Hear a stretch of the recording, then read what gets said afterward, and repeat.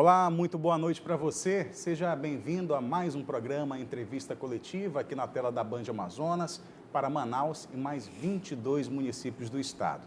Eu sou Neto Cavalcante e me acompanha na bancada nesse programa de hoje o jornalista Eduardo Galvão, apresentador do programa Amazonas Urgente, que vai ao ar de segunda a sexta às 11h30 da manhã aqui na tela da Band. O nosso convidado é deputado estadual pelo PV do Amazonas, deputado Carlinhos Bessa. Deputado, muito obrigado pela presença aqui na entrevista coletiva, por ter aceitado o nosso convite de vir até a Band. Eu que agradeço a oportunidade que a Band nos abre, até para falar sobre o nosso mandato e também prestar conta também com a população do estado do Amazonas. Deputado, o senhor é advogado, né? Primeiro mandato dessa nona legislatura, o senhor como deputado.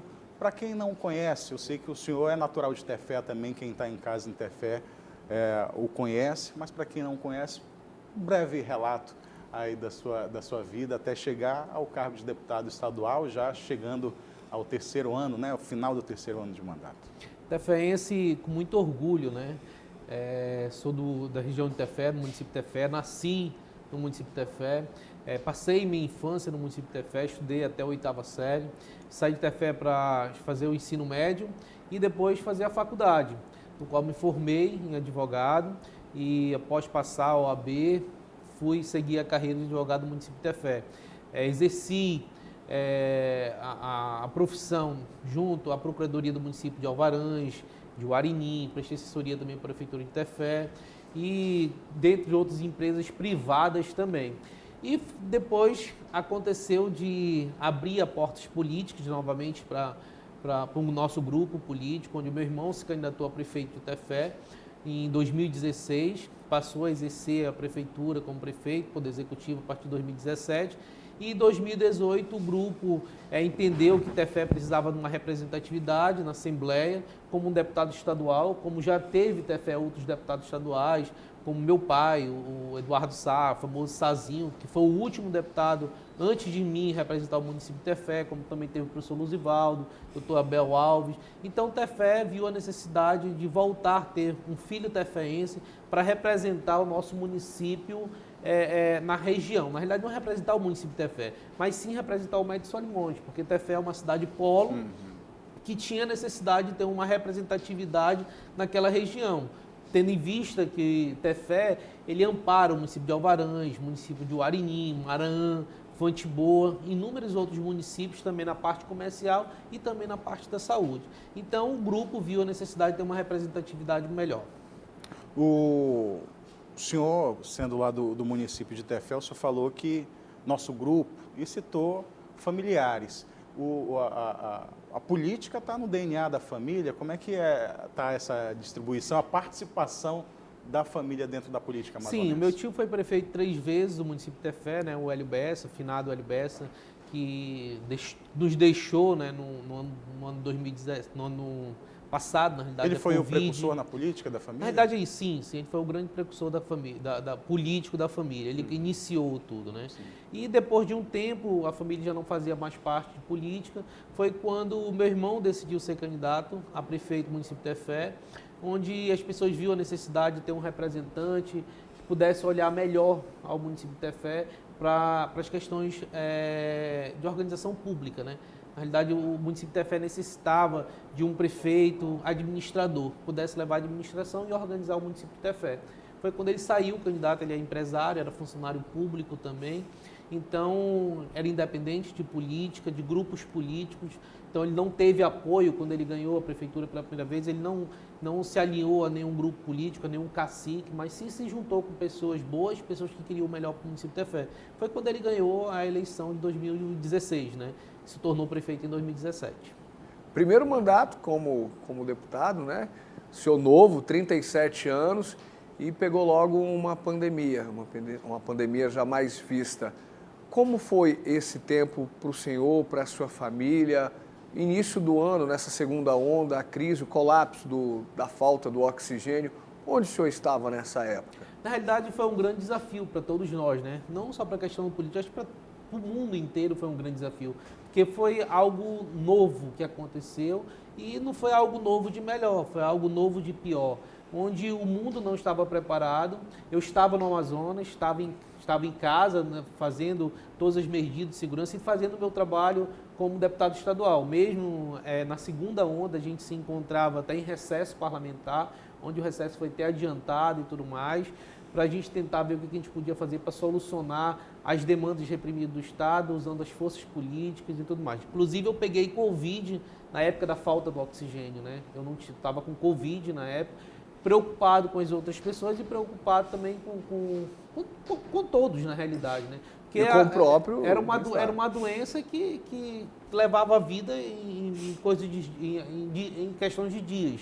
Então, eu estava fazendo minha parte também como deputado estadual, fui em busca, tentava articular oxigênio para as famílias que nos pediu ajuda, para os municípios que nos pediram ajuda, cobrava ao governo do Estado também que pudesse levar soluções, coloquei diversos requerimentos solicitando ao governo do Estado providências para solucionar as demandas.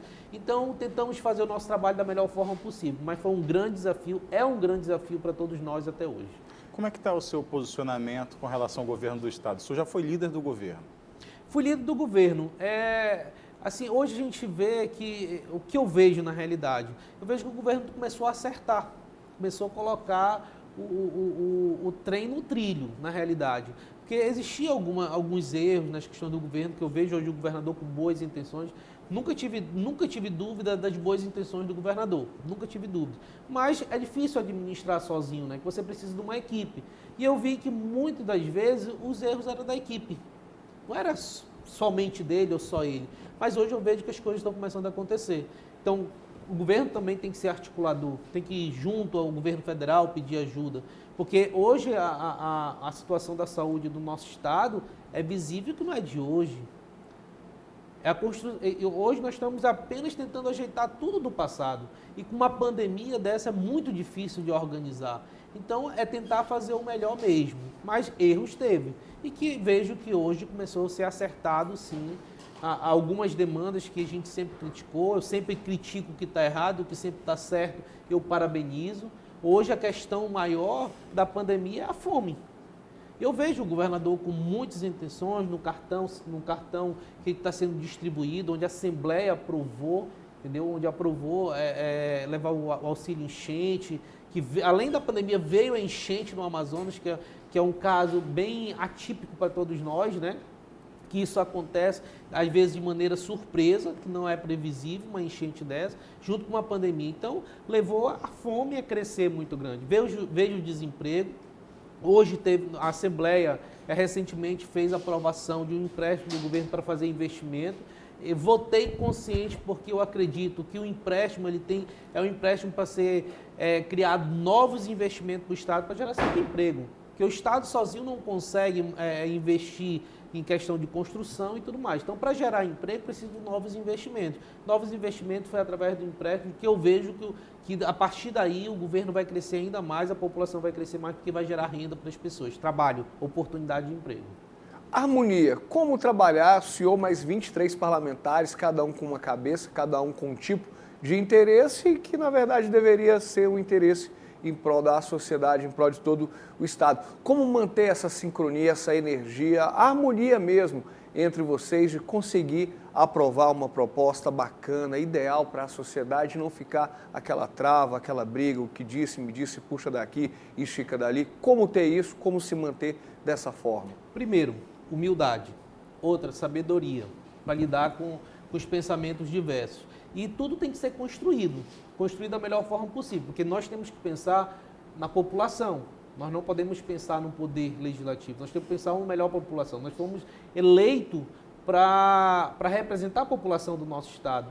Então, a gente tem que pensar sempre no melhor população. Então, a gente sempre discute, a gente sempre senta, a gente sempre tenta entender o que é melhor para a população do Estado do Amazonas.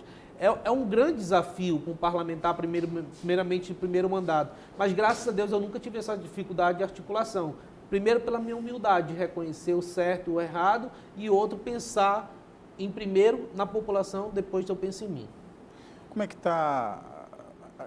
Eu vou fazer essa pergunta, mas primeiro, o senhor é a favor da vacinação? Acredita na vacinação? Sou a favor da vacinação e digo mais, eu digo que todos nós que representam um cargo, que representa um conhecimento técnico. As pessoas de boas instruções, ela tem que incentivar as pessoas que não acreditam na vacinação. É a ciência. A ciência está aí para fazer o bem. Então, inúmeras vacinas apareceram, inúmeras pandemias que teve para trás, onde a vacina foi a solução. E a vacina é a solução. As pessoas têm que ir se vacinar, têm que procurar se imunizar para poder a gente sair dessa pandemia para o mundo melhorar.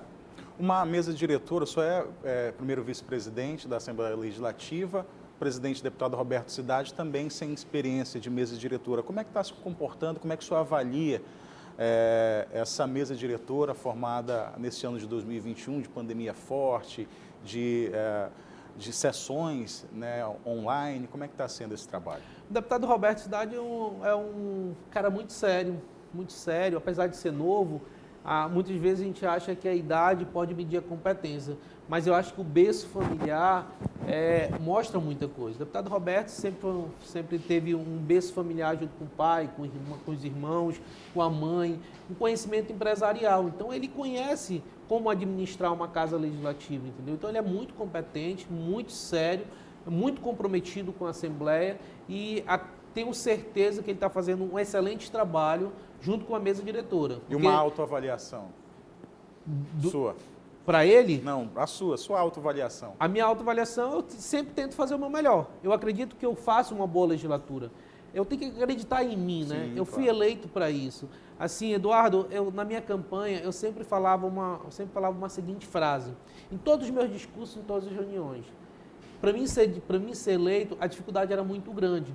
Porque eu não tinha caciques políticos me apoiando e eu não tinha um leque de conhecimento dentro do estado do Amazonas. Eu precisava muito conquistar o povo de Tefé para que pudesse acreditar em mim para me sair eleito de Tefé. Porque em Tefé votam 30 mil eleitores e os votos sempre foram muito divididos, esses votos. Muito difícil o interior eleger um deputado. Exato, era muito difícil. Então eu precisava conquistar o povo de Tefé. E eu sempre dizia que se for para mim ser eleito, fosse ser eleito para me fazer alguma coisa. Então eu entregava na mão de Deus.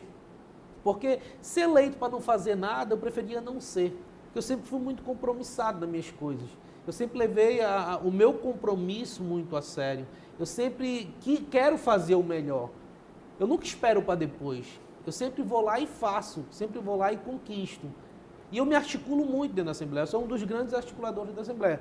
Não estou me sobressaindo. Mas sim, eu estou falando um grande articulador porque dos 24 deputados, todos gostam de mim. Todos me ouvem. Todos discutem projetos de leis ou qualquer outra coisa. Passeio em todos os grupos. Passeio em todos os grupos. Tenho essa facilidade de passear no grupo da oposição, dos independentes e da situação. E discutir a melhor ideia para que a gente possa levar o melhor para a população do estado do Amazonas. Deputado Carlinhos Bessa, do PV, aqui no Entrevista Coletiva. A gente vai fazer um breve intervalo agora e volta em 2 minutos.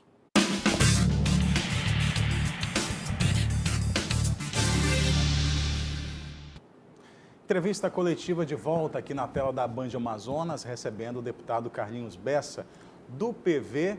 Agora, falando ainda do seu berço político, que é o município de Tefé. O que o senhor destaca que nessa legislatura, nesse seu primeiro mandato, tem levado de melhorias lá para o município? Bom, no primeiro ano, nós fizemos um investimento de mais de 5 milhões de emenda parlamentar direcionado para o município de Tefé. Então, isso é um compromisso meu, acho que de primordial, porque eu tive 80% da minha votação em Tefé. Então, no meu primeiro ano, levei 90% das minhas emendas para o município de Tefé. Só para quem está em casa, muita gente sabe o que é emenda. Mas para quem não sabe, é tirar um pedacinho do orçamento e levar para o município. Na realidade, todo deputado estadual tem aproximadamente 7 milhões de reais de emenda por ano, onde ele pode destinar aonde ele enxerga a necessidade. Ou seja, eu vou dizer, governador, governo, eu preciso que o senhor invista no hospital do município de Tefé, preciso que o senhor invista no hospital do município de Manacapuru, preciso que o senhor atenda os ribeirinhos, preciso que o senhor atenda todos os olhares específicos, preciso asfalte o município tal. Então, é uma destinação de verba que a gente manda de forma diretamente para o município ou de forma indireta que o próprio Estado pode executar o serviço ou a obra. Então, essas são essas emendas parlamentares. Então, esse foi um investimento que eu levei do meu primeiro mandato no município de Tefé. Final do ano passado, fui autor de uma proposta de emenda em cima de um projeto do governo de um projeto do FTI, onde ele estava tirando o recurso do FTI 10% para ser investido na saúde do interior do estado do Amazonas.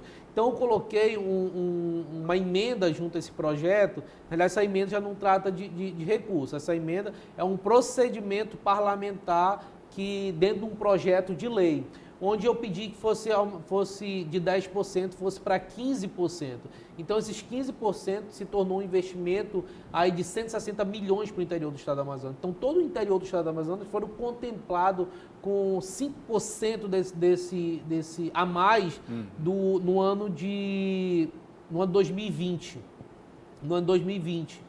Onde está sendo executado agora em 2021. Exemplo, o município de Tefé chegou a receber 2.200.000 somente esse ano na questão da saúde, que deu para fazer um investimento muito grande na saúde do interior. Então, os prefeitos receberam essa bênção para a população, né, para o investimento. Porque dentro do recurso do FTI não tinha saúde. Tinha o fomento do turismo, tinha o fomento da questão de segurança e tudo mais. Então, essa destinação de 15% nós colocamos desde o nosso primeiro ano de mandato, que foi um projeto de lei, onde nós nos reunimos junto com o governo, pedindo que fosse colocado 10% desse recurso para o interior, para a questão da saúde. E final do ano passado, eu fiz esse projeto de emenda, onde subiu para 15%. Teve esse investimento de 60 milhões aí para todo o interior do estado do Amazonas, onde todo o interior foi contemplado, não somente Tefé, mas todo o interior do estado do Amazonas. Após conseguir essas emendas, essa verba para reformas, construção, adequações de qualquer tipo de sistema, vamos lá, exemplo, a saúde, reformar um hospital no interior, em Tefé, digamos. Como fiscalizar a partir daí esses contratos, essas licitações, estar próximo para não ter nenhum risco de desvio de dinheiro público? Qual o papel do parlamentar nesse sentido? Olha, eu vigio a execução das minhas emendas parlamentares à risca, porque, primeiro... É o nome do senhor que está ali. Exatamente. E a população, ela espera também que nós, deputados, façamos alguma coisa, né? Porque quando nós somos eleitos, principalmente pelo interior, só vinha o deputado em 4 e 4 anos no município. Então, hoje, quando eu mando o recurso para o interior, eu fico no pé do prefeito para que o recurso seja investido e faça acontecer. Que eu quero estar presente ali junto com a população, prestando serviço no meu mandato. Onde eu enxerguei a necessidade daquele local, passei o recurso e o recurso solucionou aquela demanda reprimida do interior, mesmo da capital. Então, eu faço questão de entregar. Então, eu fico vigiando mesmo meu recurso até sair, até a entrega dessa demanda que a população nos coloca como deputado estadual. Existe casos de falta de vontade por parte de um executivo municipal, de um prefeito, pelo interior, a dar essas informações, a prestar contas e até mesmo dar aí seguimento em determinada verba que já está ali destinada, vamos tocar aqui, e você sente ali que às vezes é algo pessoal, algo político contra certo parlamentar e aquela obra não anda, prejudicando assim toda aquela região? Às vezes a questão política é muito difícil, né? Então existe isso. Tem que ser ciente que existe isso. Hoje, eu acredito que nós precisamos ter administradores que têm competência para administrar o recurso público. Porque administrar hoje uma prefeitura ela é muito complexa. Então, tem que ser alguém que tem um conhecimento, tem alguém que tem a garra de resolver os problemas. Porque hoje a execução de qualquer projeto ou qualquer prestação de uma administração pública ela é muito complexa. Porque a lei é muito rigorosa com o dinheiro público. Então, às vezes, a falta de um documento por um relapso trava todo o recurso. Então, você tem que estar ali em cima, entregando a documentação, correndo atrás das secretarias, correndo atrás do ministério, saber por que o convênio está travado, por que o recurso não saiu, se não saiu, está aqui o documento. Então, às vezes, nós desencontramos muito isso, a falta de interesse. Por isso que eu acredito que nós temos que fazer escolhas melhores. Sempre, pensar sempre no melhor do município. O que é a pessoa mais preparada para administrar o dinheiro público? Porque se não tiver uma pessoa preparada, as coisas não vão acontecer, infelizmente. E hoje, como é que estão os trabalhos junto à Prefeitura de Manaus? A Prefeitura de Manaus, eu vejo que o Davi Almeida está fazendo um bom trabalho, não tenho como deixar de reconhecer isso. Nós não temos um elo político de amizade não temos, mas o que está certo, está certo, e o que está errado, está errado. mas eu vejo que o Davi Almeida está aí trilhando um trabalho muito bom, o Manaus está dando uma cara nova, então eu acredito muito na competência do Davi pela experiência dele e vejo que ele vai brilhar e a população vai brilhar mais ainda que está vendo as coisas acontecer. Deputado, a gente tem no próximo ano eleições, né? Agora é o momento dos políticos se colocarem à disposição da população. E o senhor falou que o senhor já tem a sua base eleitoral. Como é que faz para crescer isso, para expandir? Hoje não dá para tratar só com Tefé, o senhor tem que olhar para o Amazonas inteiro. Com certeza. Hoje com a reforma eleitoral que pode acontecer ou que não pode acontecer, na realidade... O senhor é a favor do Distritão? Se tivesse que votar, o senhor Eu sou a votava... favor do Distritão, eu era a favor do Distritão, mas infelizmente não aconteceu, né? Não aconteceu, mas... Não aconteceu. Mas da forma que foi aprovado, houve um retrocesso, mas se for aprovado pelo Senado, com certeza fica muito mais fácil de todo mundo disputar uma eleição igual. O senhor não concorda, então, com coligação?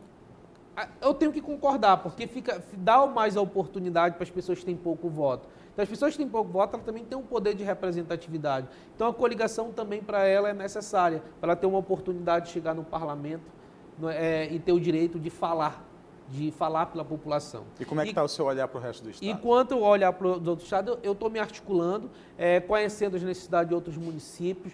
Você falou do Médio Solimões inteiro. Exatamente, ali, né? Não comecei desse ano. Estou desde do início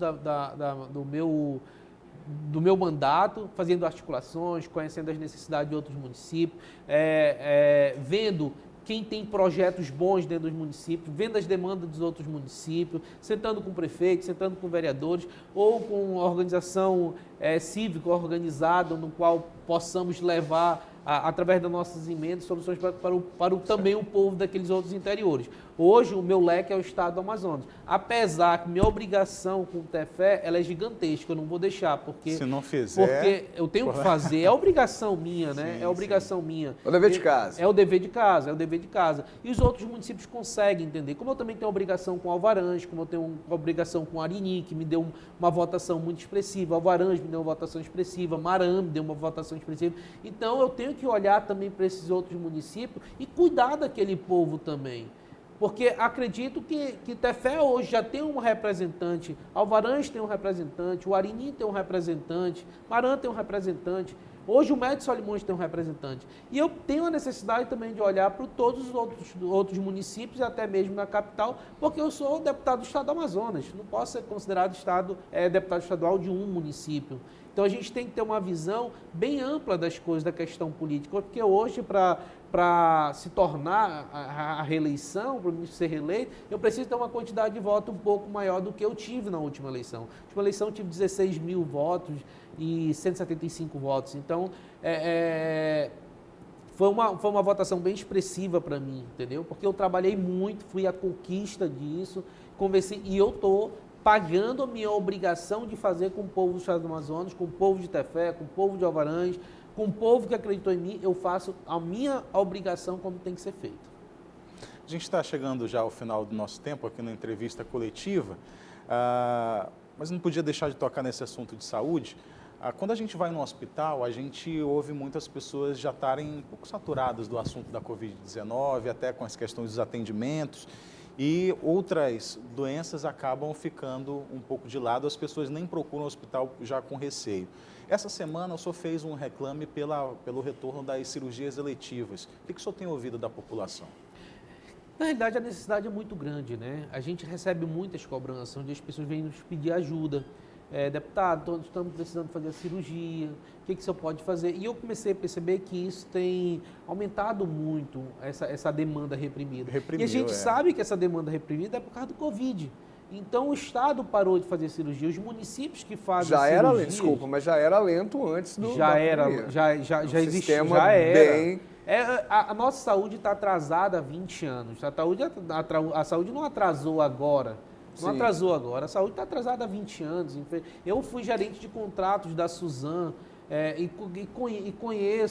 conheço já aquela demanda reprimida dos inúmeros processos de contratação para fazer cirurgia de catarata, fazer cirurgias eletivas. Então, eu conheço isso. Então, a nossa saúde está atrasada há 20 anos, infelizmente. E o que a gente tem que pensar é como solucionar isso. Então, a minha cobrança agora, nessa semana, ao governo do Estado, ao novo secretário, foi pedindo, clamando que se possa colocar na linha, o mais rápido possível, um plano de ação para se realizar as cirurgias eletivas, como também cirurgia de cataratas, porque hoje nós temos um número, Eduardo, muito grande de pessoas que estão sem enxergar no interior do Estado, que não estão conseguindo ter a oportunidade de fazer uma cirurgia de catarata. Então, a gente precisa levar o Estado até essas pessoas, como a gente também precisa solucionar a vida dessas pessoas que estão com hérnia, que estão com vesícula, sentindo dor em casa. É muito dolorido uma dor de vesícula. Eu já senti, não sei se vocês já sentiram, mas é uma dor insuportável. Então, se drogando para enganar a dor é muito difícil. A gente precisa levar a solução. Então, fiz um clamor, um pedido para o novo secretário para que se possa colocar um plano de ação o mais rápido possível para que a gente possa voltar à cirurgia eletiva pelo clamor da população. Deputado Carlinhos Bessa, do PV, aqui no Entrevista Coletiva. Agradecer, Eduardo Galvão, pela participação. Obrigado. Mais uma vez. Boa noite. Agradecer você de casa e o deputado, mais uma vez, por ter aceitado o nosso convite. Obrigado, Eduardo. Obrigado, Galvão. Obrigado à Band pela oportunidade que nos dá aqui de fazer prestação de conta do nosso mandato. Então, me sinto muito satisfeito em poder falar para você, a população que hoje nos assiste, um pouco do nosso mandato, que é apenas um resumo, que a gente consegue resumir em 2 blocos aqui, a forma de a gente ser deputado. O convite para retornar aqui com a gente. Obrigado pela oportunidade. Então, só agradeço a oportunidade. Estou com o meu mandato, fico com o meu mandato até o próximo ano. Então, ainda tenho muito para fazer muito pela população do Amazonas como deputado estadual. Muito obrigado, agradeço mais uma vez você de casa por ficar com a gente aqui na Entrevista Coletiva. Na próxima semana a gente está de volta aqui a partir das 11 horas da noite com um novo convidado. Eu aguardo você. Até lá.